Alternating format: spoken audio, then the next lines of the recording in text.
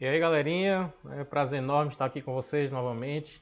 Nessa aula de hoje a gente vai tentar trabalhar as grandes navegações, ou pelo menos os conceitos gerais que vão dar início ao processo de colonização da América.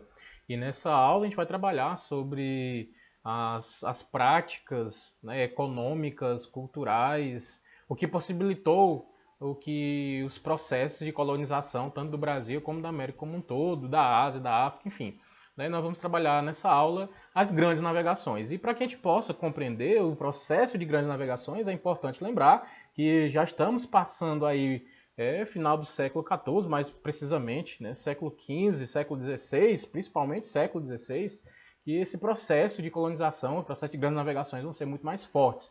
E, inclusive, para que a gente possa compreender tudo o que acontece nesse período, né, tudo que vai levar às colonizações, tem que se lembrar que já passamos por renascimento comercial e urbano, já passamos por reforma protestante, enfim, já passamos por ascensão da burguesia, o Estado absolutista está governando. Então é importante que você lembre, inclusive, de mercantilismo. O mercantilismo é muito presente nesse conceito, nessas aulas, né, sobre as navegações. Então, lembre-se disso, viu? Para você compreender bem essa aula, passamos por esses conceitos que são importantíssimos. Renascimento comercial, final da Idade Média, absolutismo, mercantilismo, reforma protestante, todos esses dados, todo esse contexto é importante para que se possa compreender aquilo que a gente vai trabalhar nessa aula de hoje. E para que a gente possa dar início a essa aula, é importante a gente lembrar que essas grandes navegações, né, a expansão marítima europeia, como pode também cair no seu vestibular, ela se deu por um motivo de atender às práticas mercantilistas dos estados absolutistas, viu?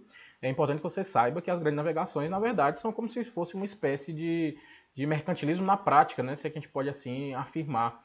E dentro dessa ideia é que os objetivos gerais das grandes navegações era tentar encontrar novas rotas de comércio, novas rotas para as especiarias, enfim, novas rotas de riqueza para os estados europeus, os estados nacionais europeus. Então, primeiro, antes de mais nada, saiba que as grandes navegações nada mais são, né, estão aí para atender os objetivos de uma classe mercadora, de uma classe de burgueses, da classe, inclusive, do próprio Estado absolutista, que está tentando alavancar o mercantilismo e botar o mercantilismo em prática. Então, lembre-se disso. As grandes navegações é uma face prática daquilo que a gente estudou lá no mercantilismo. E uma coisa que é interessante para a gente poder compreender é que essas grandes navegações elas têm um porquê, né? Elas têm esse motivo. Né? Por que eles vão buscar essas grandes navegações? Porque pelo próprio nome fala, né? Grandes navegações, é claro que é um grande barco, né? Inclusive daqui a pouco a gente vai falar sobre as caravelas. Os barcos até então não estavam dando mais conta, né? Mais ou menos. As grandes navegações elas vêm para atender essa necessidade do território europeu por busca de metais preciosos. Lembre-se que nós estamos falando do contexto geral de mercantilismo. E para você ir lá no mercantilismo, para que se tenha uma ideia de riqueza, né, para ter status social, você tem que apresentar metais preciosos. E a Europa, nesse período, passa por uma escassez de metais preciosos. Como todo recurso natural, ouro e prata, perdão, eles são recursos naturais que uma hora se acabam, né, vão acabando. E nesse período já estava acontecendo isso no continente europeu. As fontes de onde se tirar ouro e prata já não eram tantas, né? E meio que para atender essa dificuldade, para resolver esse problema, eles vão buscar em outros locais. Inclusive, é uma das características do mercantilismo, né? Buscar o metal precioso a todo e qualquer custo. Se for preciso, em outros locais, escravizar, matar outros seres humanos, eles vão fazer. Então, as grandes navegações vai ser a prática daquilo ali, né? E o interessante é que essas grandes navegações elas estão bem voltadas para a questão do mercado oriental. O Oriente, como vocês devem lembrar, o Império Bizantino, toda aquela região do Oriente Médio, ela não tinha passado por aquilo que a gente chama do renascimento comercial, porque o comércio nunca morreu lá na região oriental, na região asiática. E pós cruzadas, né, pós principalmente renascimento comercial e urbano, a Itália ela vai começar a monopolizar o comércio com esse Oriente Médio, né, o comércio com o Oriente, o comércio com a Ásia. E para que a gente possa compreender o significado disso, é importante lembrar que monopólio é quando uma instituição, nesse caso o Estado, ela assume, né, esse setor da economia. É ela que controla, né, ela se ela que controla, ela define preço, por exemplo. Mas enfim, Nesse período, o mercado de especiarias do Oriente ela está totalmente dominado e monopolizado pelos italianos. E para que a gente possa compreender o porquê que os italianos estão monopolizando esse comércio, eu preciso aqui de um mapinha. Eu vou ver se eu consigo colocar aqui agora para vocês. Acho que vocês vão ver agora. Acho que vocês estão vendo o mapa agora. Se vocês observarem o mapazinho aí da Europa, não é um mapa do período não, viu? É um mapa atual. É um mapa atual. Mas eu queria trabalhar com ele aqui para que vocês possam ter noção de hoje, mas enfim, fazendo comparação com o passado. Por que, que a Europa ela monopolizou o mar Mediterrâneo? Aliás, por que, que ela monopolizou o comércio do Oriente? Porque, se a gente tem que lembrar, no final lá da Idade Média, nós temos uma coisinha chamada cruzadas. E as cruzadas saíram de Roma. Viu? Saíram de Roma. As cruzadas, então, a gente pode dizer que saiu da Itália. Viu? O pincel ficou um grosso, deixa eu diminuir aqui um pouquinho. Pronto. As cruzadas saíram de Roma. E essas cruzadas saindo de Roma, meio que, lembrem-se que eles começaram, as cruzadas eram por barco, não era por terra, e vieram fazer, né, a conquista de Jerusalém, né, atravessando o mar e tudo mais. Vocês devem lembrar, você deve já ter estudado algo sobre, que as cruzadas acabaram que no final, do meio para o final, deixando o seu objetivo principal, que era conquistar a Jerusalém, a Terra Santa, e passaram a ser umas cruzadas mais comerciais. E foi o que aconteceu aqui. Roma, né, e aqui eu vou exagerar aqui um pouquinho, né, eu vou colocar como a Itália como um todo, pós cruzadas, né, ela vai ascender o comércio, né, o renascimento comercial, urbano, cultural, vai ficar muito mais forte na Itália. Não foi só na Itália, a Itália começou esse processo, mas como ela começou, ela sai na frente. E meio que pós essa período de renascimento comercial, esse período de domínio romano, domínio italiano sobre o mercado oriental, eles começaram a monopolizar aquilo que a gente chama de mar Mediterrâneo. O Mediterrâneo começou a ser controlado pelos italianos. Por que, que os italianos fizeram esse controle? Posição geográfica. Os italianos ficam diretamente fazendo fronteira direto com esse mar Mediterrâneo e eles conseguem fazer uma barreira se eles quiserem, né? Eles conseguem fazer isso. E meio que estados europeus que necessitavam de fazer esse comércio direto com o Oriente, eles só conseguiriam fazer esse comércio caso eles fizessem essa negociação com a França. Aliás, desculpa, com a Itália. Viu? E o interessante de tudo isso é que pós... Né, deixa eu voltar aqui minha cara. Pronto, agora vocês estão me vendo novamente. Né? Pós esse renascimento comercial e urbano, eles ficaram mais ricos, renascimento cultural e tudo mais, eles começaram a ter esse comércio e monopolizar e colocar impostos e colocar o preço que eles queriam dentro disso. E dentro desse contexto é que nações como Portugal, Espanha, por exemplo, a própria Inglaterra, a poderosa Inglaterra, né? Na época os francos, né, que vai dar origem à França, enfim. Essas outras nações, elas que dependiam do mar Mediterrâneo para poder fazer esse comércio, eles vão ficar dependentes da Itália, do comércio italiano. Porque fazer comércio terrestre era muito caro, porque você pagar impostos por terra, né, porque existem muitas fronteiras territoriais e tudo mais, era muito mais caro fazer isso. Era bem mais barato fazer o comércio pelo mar. E além de ser muito caro, era muito mais fácil até de transportar, né, pelo mar. Mas enfim, e a Itália começou a monopolizar e agora eu controlo. E aí é que vem uma história engraçada, que é um pioneirismo português. Portugal sai na frente nessas grandes navegações. Eu vou tentar mostrar aqui para vocês o porquê que sai na frente. Porque Portugal, ele primeiro tinha uma localização geográfica muito favorável. Acho que eu vou voltar aqui no mapa para vocês observarem. Embora eu acho que vocês já tenham essa noção de localização geográfica do Estado português, né? Bora lá, vocês estão vendo aí já, né? Portugal, ó, fica aqui, ó. Essa regiãozinha bem aqui. Isso aqui é Portugal. Isso aqui é Portugal. Isso daqui é Espanha. Atualmente, né? Obviamente. Aqui é França, enfim. Viu? Portugal fica aqui. E Portugal, como vocês observam aí, ela tem uma costa direto para o Atlântico. Então, a primeira explicação, por que que Portugal ele vai ter esse pioneirismo, né? Por que que Portugal vai ser um dos primeiros países a se lançar ao mar? Primeiro, por sua questão geográfica, viu? Posição geográfica muito favorável. Tem acesso direto ao mar, ao Oceano Atlântico, viu? Então é isso a primeira explicação, mas não se resume só a isso. Outra explicação para Portugal ser um dos pioneiros, um dos primeiros a sair, é que eles tinham experiência em navegação, né? Que meio uma coisa puxando a outra aqui. Já que eles têm acesso ao mar, é óbvio que o comércio português é muito ligado à questão de pescado, né? De peixe e tudo mais. Inclusive tradição que se perdura até hoje.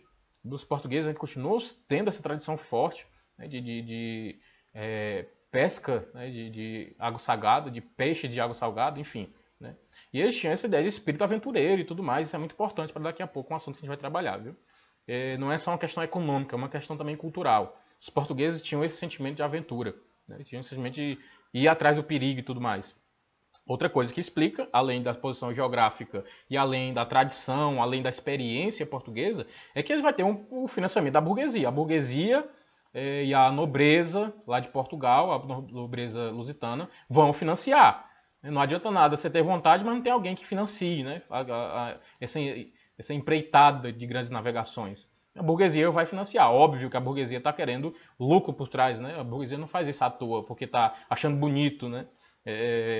Os barcos sendo montados e eles, por boa vontade, vão lá financiar. Na verdade, eles tinham interesse por trás. Eu financio todo esse processo, eu financio a tripulação, eu financio a construção do navio. Em troca, eu quero parte dos lucros, né? Isso aqui é bem óbvio. Outra coisa que é importante, que aqui muita gente considera mito, viu? E eu vou deixar aí vocês avaliarem se é ou não, é a escola de Sagres, viu? Existia, ou existe ainda, né, um mito que houve no território português uma escola para preparação marítima. Viu? Recentemente, tem muitos historiadores que estão questionando a existência ou não, né, porque eles dizem que não encontram evidências suficientes para acreditar que essa escola realmente existiu. Mas, existindo ou não, Portugal, além de localização geográfica favorável, além de experiência, navegação, essa tradição, o financiamento burguês, né, há quem diga também que eles estudavam para isso, né? Estudavam, é fome com a vontade de comer. Aí tem muitos historiadores que defendem que não existia essa escola, mas que, por exemplo, eles iam mais pelo conhecimento empírico, né? O próprio conhecimento deles, a própria experiência que os levaram ao mar. Enfim, essas são as condições para que Portugal tenha saído primeiro ao mar. Viu? Por que Portugal saiu primeiro? Primeiro, viu? Questão de localização geográfica, experiência de navegação, financiamento da burguesia, a ideia de estudo, empírico ou não, mas estudavam o mar. E outra coisinha que é importante, eles não passavam por brigas internas, viu? Eles não tinham, nesse período em questão, eles não tinham conflitos internos políticos. Na verdade, eles não estavam mais preocupados em fazer a navegação, do que propriamente estar brigando por política interna. Isso aqui é importante. Agora, o próximo assunto aqui que a gente vai tentar trabalhar, tentar que vocês compreendam, é que nesse período também é muito famoso por ter tecnologias marítimas, né? Vai ser um boom, né, nessas grandes navegações. A primeira é a imprensa, né? Que desde a Reforma Protestante ela já existia. E por que eu estou falando de imprensa para falar de tecnologia marítima? É porque agora os conhecimentos vão ser muito mais divulgados, muito mais populares, se é que pode se dizer assim, né? Os conhecimentos agora não estão só nos monges, não estão só restritos aos monges católicos, né? A burguesia, enfim, uma classe social que é mais abastada, ela vai ter acesso a esses conhecimentos e acaba esses conhecimentos são difundidos. Tanto que vai se construir caravelas, que eram navios muito mais grandes, potentes, resistentes. Né? Inclusive, eles utilizavam o vento como motor, como propulsor, né? Coisa que antigamente eles utilizavam ainda, né? Obviamente guardado as devidas proporções, mas eles ainda utilizavam o braço humano, né? Era remando. Existiam embarcações que ainda utilizavam o braço humano para remar. Né? Enquanto a caravela é enorme, e é óbvio que um remo não dá conta, eles vão utilizar o vento para isso. Mas enfim, e dispensavam mão de obra, enfim. Eles aperfeiçoaram também instrumentos náuticos como bússola, astrolábio, balestilha, cartografia. Viu? Deus está vendo você aí não querendo estudar cartografia, né? Viu? Cartografia é importante, os portugueses aperfeiçoaram essa cartografia nesse período. Outra coisa que é importante é a divulgação de estudos chineses, e aí exemplo, a pólvora, né? Pólvora vai ser importante porque eles encontravam perigos no mar. E é o próximo assunto que a gente vai trabalhar. Deixa eu ver se é o próximo mesmo, para ter certeza. É o próximo mesmo. É o nosso próximo assunto. A pólvora servia porque, primeiro, perigo de piratas, né? Pirataria. As embarcações, eles tinham medo, né, que alguns piratas eles invadissem, né, os navios e saqueassem. Que, diga-se de passagem, existia mesmo a pirataria. Para quem acompanha aí a saga, né, dos filmes, né, do Piratas no Caribe. Piratas no Caribe é baseado nesse período da história da humanidade, né, nas grandes navegações portuguesas, espanholas, enfim, né. Esse período aqui é o período que é o fundo histórico dos filmes, né, do cinema. Mas enfim, e por que precisava, além dos piratas, né, além de combater a pirataria? É porque era muito comum nesse período que, por falta de conhecimento, é óbvio, né, as pessoas imaginavam que existiam monstros marinhos. né? E você tinha um limite, né? Inclusive, os religiosos não teólogos, né? Digamos assim, os religiosos mais empíricos, se é que pode falar assim, né? Alguns religiosos diziam, né? Pessoas leigas é melhor, né? Os leigos religiosos diziam que existia um limite, existe um ponto. Você passou desse ponto, vai ter monstro marinho, sereios, krakens, né? Enfim, né? Baleias enormes que engolem, né, os navios e tudo mais, enfim. O imaginário da época, a imaginação da época, tinha essa ideia de monstros marinhos, não podia, né? E outra coisa que é interessante, por isso servia a pólvora, né?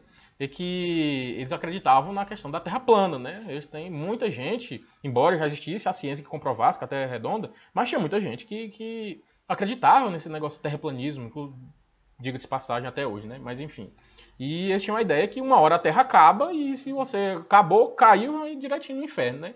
Enfim, esse imaginário das pessoas, o cultural é muito importante para compreender que não é só gente inteligente, não é só gente que é estudada, digamos assim, né? Perdão aqui a palavra, não é só gente estudada que vai dentro dos navios. A uma população pobre também vai. Os marinheiros são a população mais pobre, que não teve acesso a estudos, por exemplo, que não teve acesso à ciência, por exemplo. E aí, dentro dessa ideia, é importante a gente lembrar que os portugueses eles são interessantes pelo espírito aventureiro. Eles iam, né, para as grandes navegações, eles não tinham medo disso. Eles iam lá para provar. Mas, enfim, isso é importante para justificar uma da colonização também de Portugal.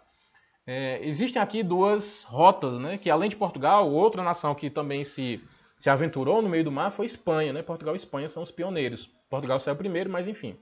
Portugal e Espanha são pioneiros nessa história. E Portugal, lembra que a gente falou das rotas, né, italianas, que a Itália, vou até voltar aqui no mapa para vocês lembrarem. Acho que vocês estão vendo o mapa agora. A Itália, ela monopolizou, né, o mar Mediterrâneo. E aí Portugal, se ele quisesse, né, deixa eu ver se eu consigo mostrar aqui, acho que sim.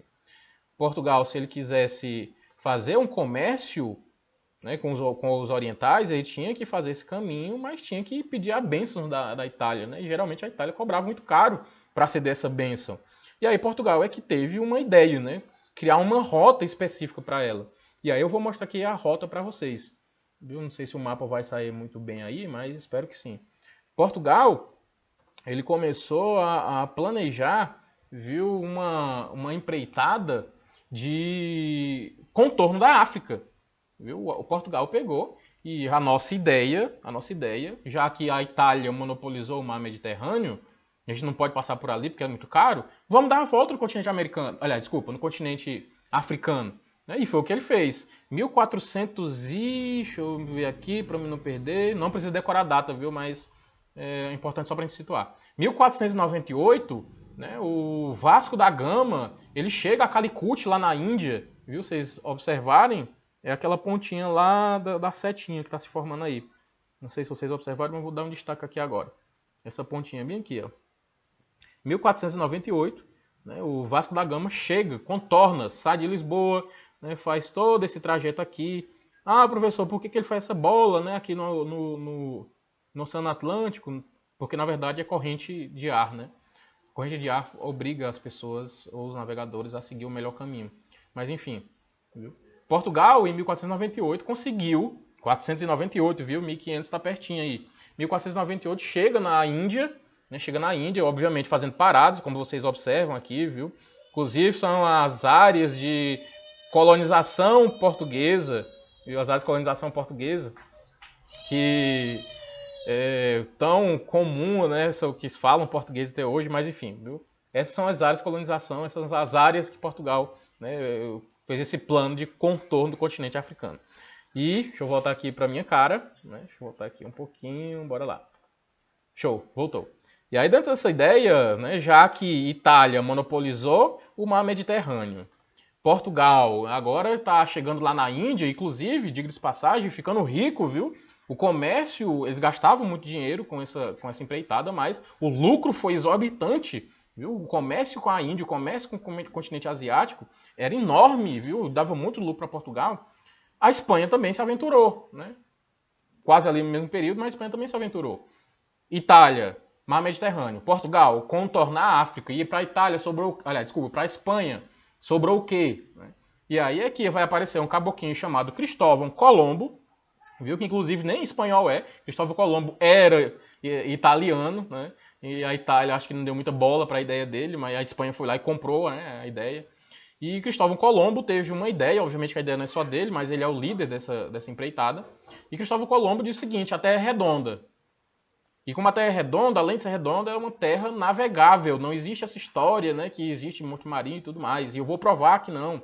Eu vou conseguir chegar na Índia, eu vou conseguir chegar no continente asiático sem ser pelo mar Mediterrâneo, sem ser contornando a África. Eu vou contornar o mundo, contornar o globo. A Espanha comprou, né, a ideia, né, se o prejuízo era muito menor do que os possíveis lucros que pudesse dar, né, se desse errado, a Espanha pensou, né, imaginou, se desse errado, o prejuízo não é tão grande, e se der certo, o lucro vai ser enorme. E foi o que fez, viu? A Espanha aceitou, né, e Cristóvão Colombo foi, né, rumo às Índias, contornando o continente, aliás, o mundo, né, contornando o globo. E aí é que havia uma América no meio do caminho havia uma América. Mas esse assunto a gente vai trabalhar posteriormente, né? 1492, perdão, né, vai ter aí o descobrimento da América, ou invasão, para quem prefira. Enfim, mas isso aqui é assunto para uma próxima aula. E outra coisinha que é importante, né, dessa historinha é que Colombo, né, em 1492, chega e Portugal ele vai começar em 1492, viu? Não sei se vocês lembram de datas. Vasco da Gama chega lá em Calicut, na Índia, em 1498. Viu? Então, a empreitada da Espanha, embora tenha saído depois, no descobrimento, Portugal saiu primeiro, mas a Espanha estava saindo melhor, se é que a gente pode dizer, né? Mas, enfim. Colombo depois chegou aqui, né? Ele vai declarar que as terras agora são posse do rei da Espanha, no caso era a rainha da Espanha, né? Enfim, e dentro dessa ideia, em 1494, vai ter um famoso Tratado de Tordesilhas. E para que a gente compreenda esse Tratado de Tordesilhas, primeiro tem que saber que é um tratado entre Portugal e Espanha. Tratado de Tordesilhas, Portugal e Espanha vão assinar um acordo selado pelo Papa, né, o próprio Papa vai selar o acordo, em que eles vão dividir o mundo entre eles. Viu? E uma pergunta que um aluno já me fez. Professor, e os outros países aceitaram essa ideia? Né? É uma pergunta boa, porque na verdade esse acordo é entre Portugal e Espanha, não significa dizer que todos aceitaram. Né? Para eles, para Portugal e Espanha, o mundo era deles, então os outros que se ferrem. Né? Mas enfim, esse acordo ele vai substituir outro acordo já existente em 1493, que era chamada de Bula Intercoeteira. Viu? Se vocês não compreenderam aí, é Bula Intercoeteira. Bula, a ideia de bula de remédio, né? Orientação, é uma orientação papal em que dizia o seguinte, 1493, viu? Antes do Tratado de Tordesilhas. Essa bula intercoeteira dizia que fixava-se uma linha imaginária a 100 léguas da ilha do Cabo Verde.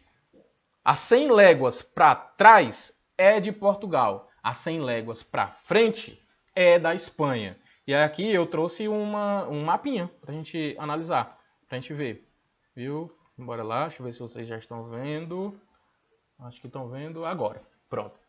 Olha, eu não sei como é que tá chegando aí, mas tá aqui, Cabo Verde. Deixa eu ver se eu diminuir aqui meu pincel. Diminuir meu pincel, show. Tá aqui, Cabo Verde. Não sei se vocês estão vendo. Okay? E o que é que essa bula intercoeteira do Papa Alexandre VI dizia? Essa linha passava aqui, viu? Passava aqui.